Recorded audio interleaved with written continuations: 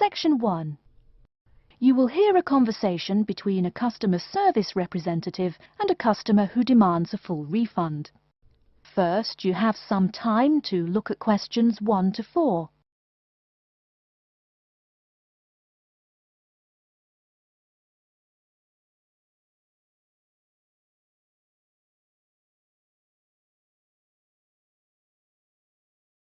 You will see that there is an example which has been done for you. On this occasion only, the conversation relating to this will be played first. Hello and welcome to Under Pressure Enterprises Customer Service Department. This is Kelly. How may I help you? Yes, I'm calling about one of your rice cookers I just purchased. The customer says that he is calling about one of the rice cookers he just purchased. So, rice cooker has been written in the space. Now we shall begin. You should answer the questions as you listen, because you will not hear the recording a second time. Listen carefully and answer questions 1 to 4. Hello and welcome to Under Pressure Enterprises Customer Service Department. This is Kelly. How may I help you? Yes, I'm calling about one of your rice cookers I just purchased. What seems to be the problem, sir? Seems? There's no seeming about it. The blasted thing shoots hot steam all over the place, that's what. It nearly scalded my hand when I went to open it. Why, it could have killed the cat or something. It could have exploded and killed my wife and me. Sir, please calm down. As long as the steam escapes the cooker, it won't explode. So you're telling me there's no problem? Are you calling me a liar? Sir, no one is calling you a liar. Yes, so I demand a full refund. Under Pressure will be happy to refund your money, sir. Now, I just need some basic information. Okay. Sorry, I do tend to get a little hot under the collar. My wife tells me to slow down. So, what do you need to know? Sir, don't worry. I just need to ask you the model number of the cooker. Where are my glasses? Here. Let's see. It's R242. R242. Okay. And how much did you pay for the product? £89.99. It was on sale, I guess I should tell you. Thank you, that's honest of you. Now, where did you buy the cooker? Which store and which branch? At that big Electric Life appliance store downtown. The city centre branch? That's the one. And you say the problem is that the steam escapes? Yes, it does. No problem, sir. If there's steam escaping, clearly the cooker is broken or defective.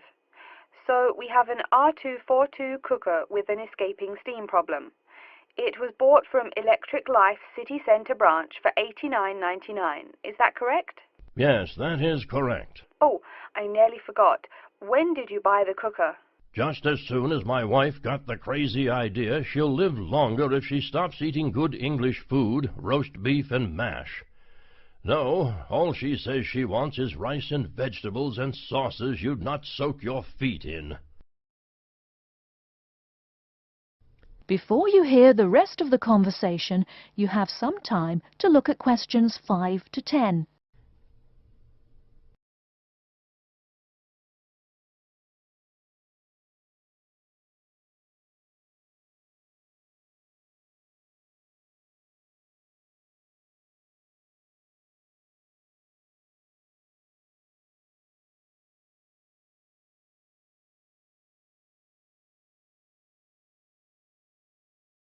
Now listen and answer questions 5 to 10. Sir, when did you buy it? Oh, there I go again. Let's see. We bought it just 6 months ago. We hardly use it either. But 6 months? Is that too long? I mean, for the warranty? Very well. That's well within the warranty period. Now, what's your name and address? Name and address? What for? Sir, it is company policy. If you want your money, you must inform me. Money, you say? Oh, my name is Herbert Hewitt, and my address is 84 Park Road. Is that here in Coventry? Yes, the postal code is B024. 1DJ. But I don't think sending things in the mail is very secure or very efficient. I mean... Don't worry, Mr. Hewitt, don't worry. We can credit the money to your credit card. You do have one, don't you? Yes, that's how we paid for the cooker. Oh, yes. We still have the number on the computer. I only need to ask your card's expiry date. I'm afraid I never give that sort of information out. I mean, once you have that, anyone could go charging things and... Sir, I said your expiry date, not your card's password. Oh, yes. Foolish me. Of course, you didn't say password. Let's see.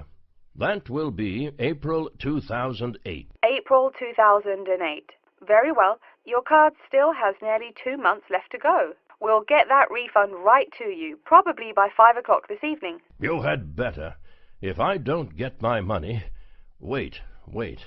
Yes, I know I'm losing my temper again. I really am sorry.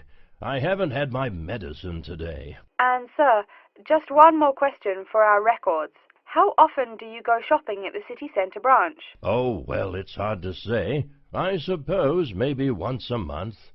But I can tell you this. If I don't get my refund, I'll never shop there again. Oh, I think it's time to start looking for another job. That is the end of section 1. You now have half a minute to check your answers.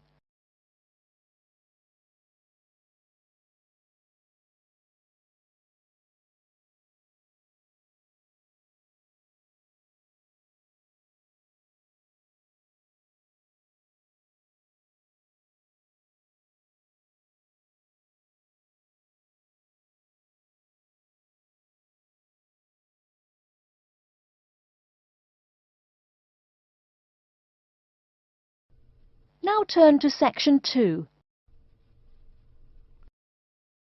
Section 2.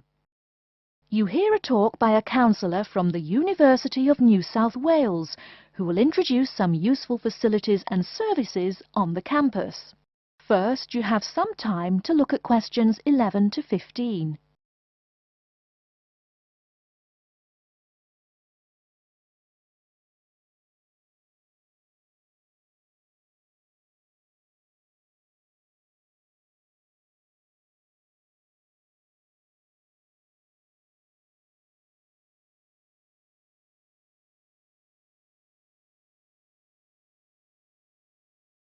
Now, listen carefully and answer questions 11 to 15.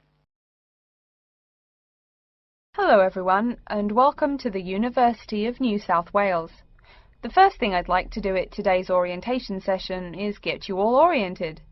That means tell you the location of some useful facilities and services. So, first of all, take out the maps we gave you all as you came in the door. The map is the big yellow sheet of paper. As you can see on the map, north is at the top, south at the bottom, etc. Which way is north?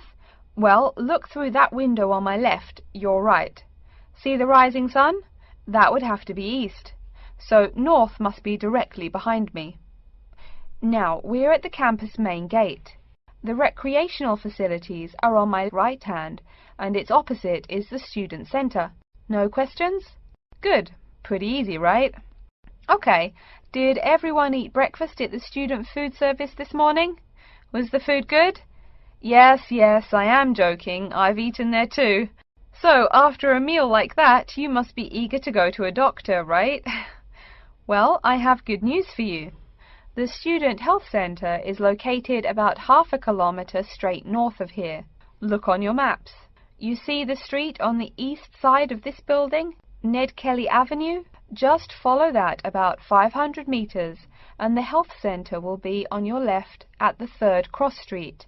Now, I know you all just got here, so you must be wondering how to tell your folks you've arrived safely, how much you miss the dog, and how you already need more money. If you don't have an iPhone, you probably are wondering where to find a computer. Well, I have good news. If you go straight out of its door and walk down the garden street, you'll see the internet unit on your left side, just next to the gym. The hours are posted on the door, and the computers are free, but you must bring your student ID card with you. Like I tell everyone, if you need help with anything, you can probably find right here in the Student Center. Do you see the 4 buildings there between the Student Center and the library? Those are the dormitories. The men's dorms are the 2 on the south, the women's the 2 on the north. Okay, I'm sorry to have to tell you, but the university has been doing a lot of repairs and remodeling, and it's not all done yet. So there may be some small problems with your dorm rooms. Maybe the window doesn't open. Maybe an air conditioner is missing or does not work. If there are any problems, you can go to the complaint office, which is right beside the teaching building between the Parker Street and the Cramer Street. Just tell them your problem, and they should have it fixed by the time you graduate in 4 years. I'm joking, but please be patient. There are a lot of little things they need to take care of. Tired of the school food? No? Give it a week. Or maybe you just need a place to get coffee in the wee hours of the night during one of those marathon study sessions. Either way, you definitely have to check out the little cafe just past the women's dormitories. They've got free Wi-Fi, so a lot of students saddle up with coffee and a bagel for hours on end to get work done. Before you hear the rest of the talk, you have some time to look at questions 16 to 20.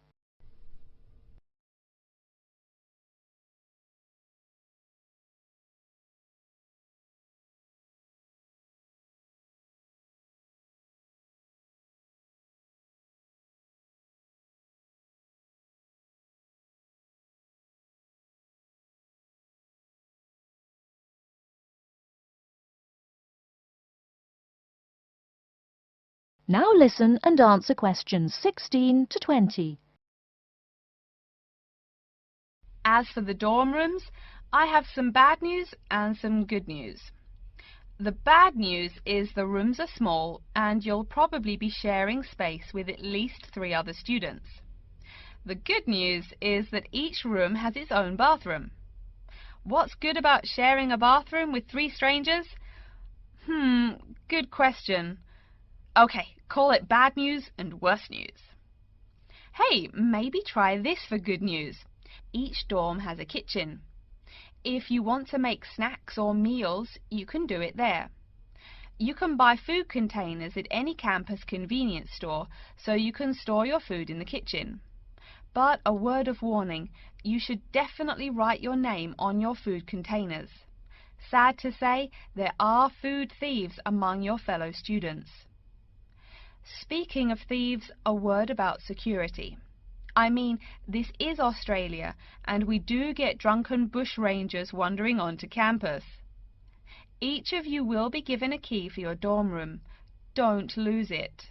You have to pay for any replacement and fill out a bunch of papers too. Red tape, huh? Your key does not work for the front door of your dorm, however. To the right of each door, there's a keypad with numbers. When you move in, they will tell you the code you use to enter the door. Please do not tell the code to people who do not live in the dorm. Let's see. Have I forgotten anything? Oh yes, most of you are not rich, correct? So when your clothes get dirty, you can't just throw them away and buy new ones. That means you have to learn to do laundry. Or, men, that means you have to hurry up and get married. If you decide to wash those clothes and not get married, there are laundries in each dorm. Where? Oh, I almost forgot to tell you. The laundry for each dorm is in the basement. Some real good news this time if you're a student, it is free. You do have to buy your own soap, however. The laundry closes, by the by, at 11:30. And now that I've mentioned 11:30, please remember, the dorm doors are locked at 11:30 p.m. Your code will not work. If you want to get in, you'll have to call the night watchman. Don't worry, you can get that number at the dorm office.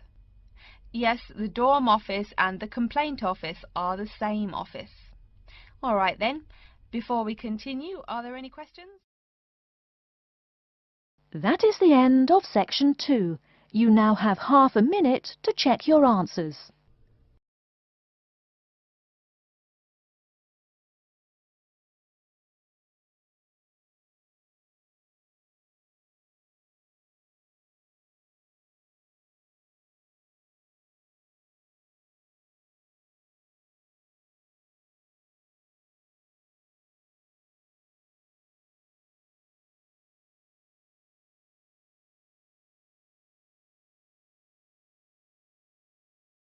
Now turn to section 3.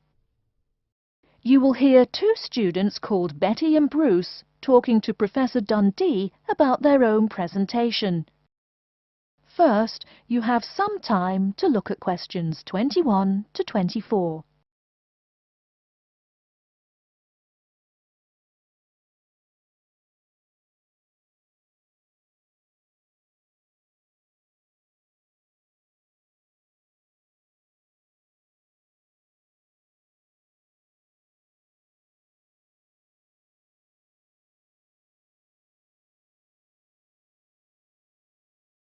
Now, listen carefully and answer questions 21 to 24. Come in. Professor Dundee, we're ready to make our presentation. Oh, yes. I did say 1 o'clock, didn't I? Please, sit down. So, who goes first? Bruce? Or you, Betty? I guess I could. Bruce is always a little shy. Not after he's had a lager for lunch, eh, Bruce? Ha ha! No, Betty really should go first. Okay, well, I'm reporting on the effects of different marketing strategies on the cheese and oil markets. Different strategies obviously affect the sales volume differently. I looked at the sales in 2 countries, New Zealand and Colombia. And what did you find? Pray tell. Well, in New Zealand, the sales of both oil and cheese have declined pretty steadily, and in fact the sales have decreased more quickly than the population. On the other hand, in Colombia, the volume of sales for both products has remained the same. Wait, so you said sales in New Zealand have been going down? Correct. Suppliers have introduced 2 new upscale brands of each product, which are a bit expensive but very tasty. The big ad agencies are trying out a new series of ads that shift the focus from health to great taste. They think that will get sales moving up in New Zealand, where the population is less affluent and generally less health conscious. Brilliant. Thank you. And Bruce? Yeah. My report is about chocolate sales in Italy and Germany. The 2 countries' marketers have found out that you have to market chocolate differently in each country. For example, in Italy, Kostig, the most expensive brand, pays shop owners to put the candy just about knee-high for an adult. I don't see. For little kids, that's about eye level. That bright red candy is the first one they see, so they buy it. Even better, they start telling their moms to buy it too. So, you mean... Well, I mean, in Italy, if you locate your product at the right location of shelves, sales do great. They say it doesn't matter much what brand of chocolate you're selling. As for Germany, das Land der Schokolade. Huh? That's German. It means the land of chocolate. Germans love the stuff, so people make a joke and call Germany that. Oh, right. So, you were saying? Well, like you pointed out, Germans love chocolate, but they're thrifty. For a long time, the biggest selling brand was Schmutzig, mostly because it was the second cheapest, but didn't taste too bad. Before you hear the rest of the talk, you have some time to look at questions 25 to 30.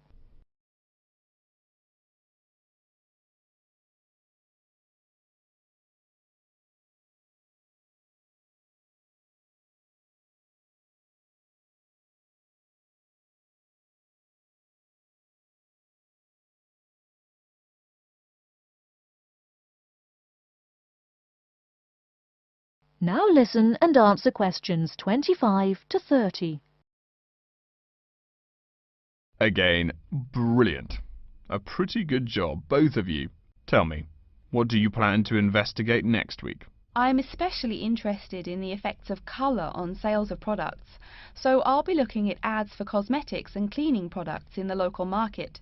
You know, like the distinct orange colour of Mr. Muscle, lavatory cleaning products. And you, Bruce? I'm focusing on the effects of different containers on sales of cookies, so I'm going to look into packaging for cookies and how the materials they use will affect the image, and in turn, sales. You know, most containers are paper, but some expensive cookies come in metal boxes.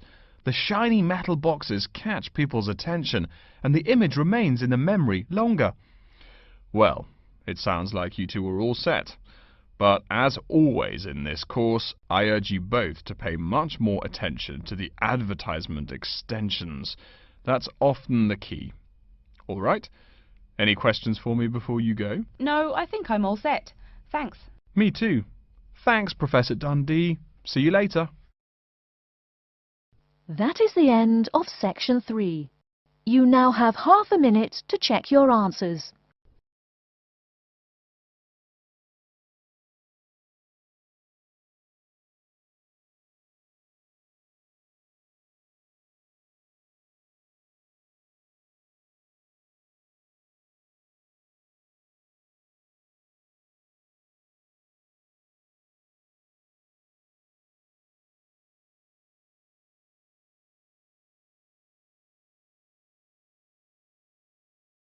Now turn to section 4.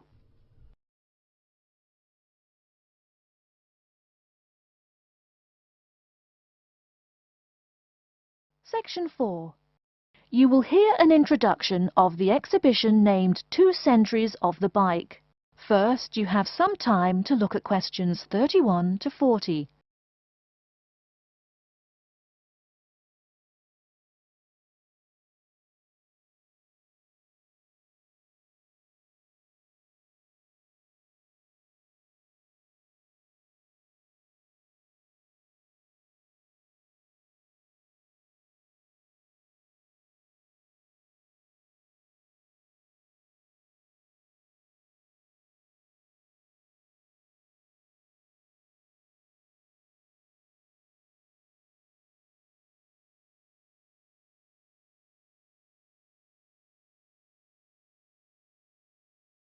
Now listen carefully and answer questions 31 to 40.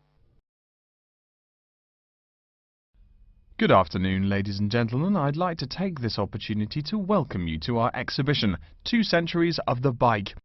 Let's stroll around the exhibition, shall we?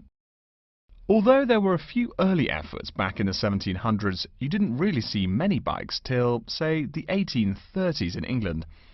Bikes were a response to the rapid growth of cities early in the 19th century. Cities like London were getting too big to walk across. The early bike let people travel with less effort than walking. Plus, a bike was a lot cheaper than a horse. Think of it. No one invented a bike for, 5,000 years of human history. Why did people do it then? Probably because this was the start of the machine age. People wanted machines to do all the work. There were some drawbacks, however. For one thing, there were no pedals. You simply pushed yourself along using your feet, kind of like today's skateboard. That meant you went fairly slow, and uphill you actually worked harder, pushing that two-wheeler. Plus, the wheels were made of wood covered with metal, as you can see from this model. So the downside was that the ride was quite uncomfortable on most roads. Only a few gadget lovers had or used them. By the 1860s, though, improvements were being made. As you can see from this specimen, metal frames had become the rule. They are more durable than wood, and they don't warp in the rain. The biggest improvement, however, was the development of the chain and sprocket system. They are connected. This meant you did not push the bike. You used pedals, just like today. You had to try harder to balance, so it took some practice to figure out how to use the pedals. But it made the ride so much easier. As a result, the good thing was that you could ride a lot more smoothly and with very little effort. By the 1880s, another big change was the use of rubber wheels. These became pretty common at that time. Though the first ones were solid rubber, the ride was a good deal more comfortable than the old iron and wood system. This is a big consideration, because the faster you go, the more you feel every bump. Air-filled tyres, pneumatic tyres, didn't really come into use till around the year 1900, as you can see from this exhibition over here. That made the ride even more comfortable. So by 1890 or so, people were going a lot faster and a lot more smoothly. There was one problem when you were going quickly and comfortably. Oh no, how do I stop? Yes, we all laugh now, but for a long time the only way to stop was to drag your feet. That didn't work very well, and it would be dangerous if you were going fast. In the crowded cities of those years, New York, Chicago and so on, you would get killed if you couldn't stop for, say, a streetcar. Plus, look at this bike. The front wheel is nearly 1 meter and 2/3 tall. They made them that way so you could see over people and wagons, but you couldn't drag your feet. This model is called a velocipede, a speed pedal. Another characteristic of the bike in this period is that it has 2 equal-sized wheels, which signalled a big change in bikes. For with the velocipede, brakes appeared. If you wanted to stop, you just pushed the pedal backwards. Doing that stopped the back wheel of the bike. This technique worked a lot better than dragging your feet or jumping off the high seat there. This meant that bikes became a great deal safer. It would have been safer if people wore helmets, but the first bicycle helmet wasn't invented until years later, and even then it was little more than a leather ball cap.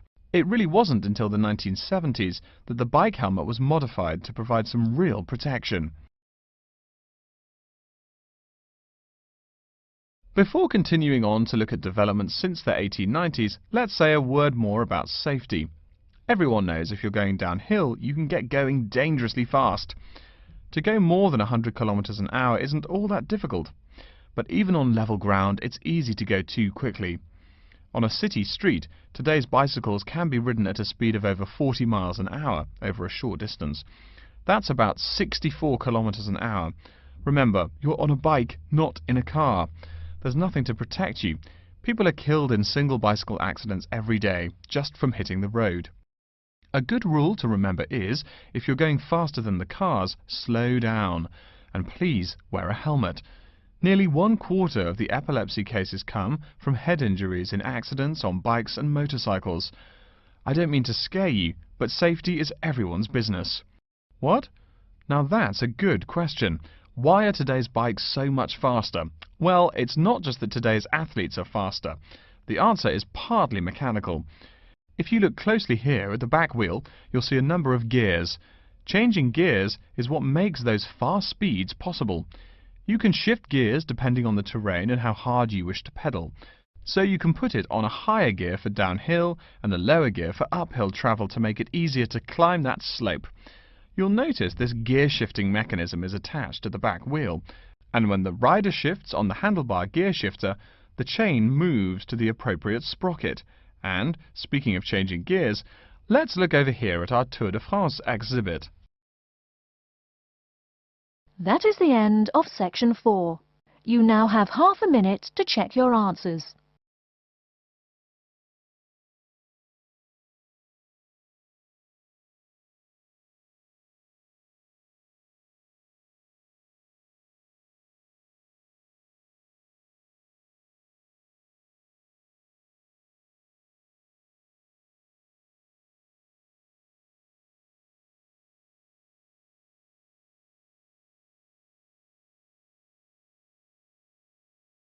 That is the end of the listening test.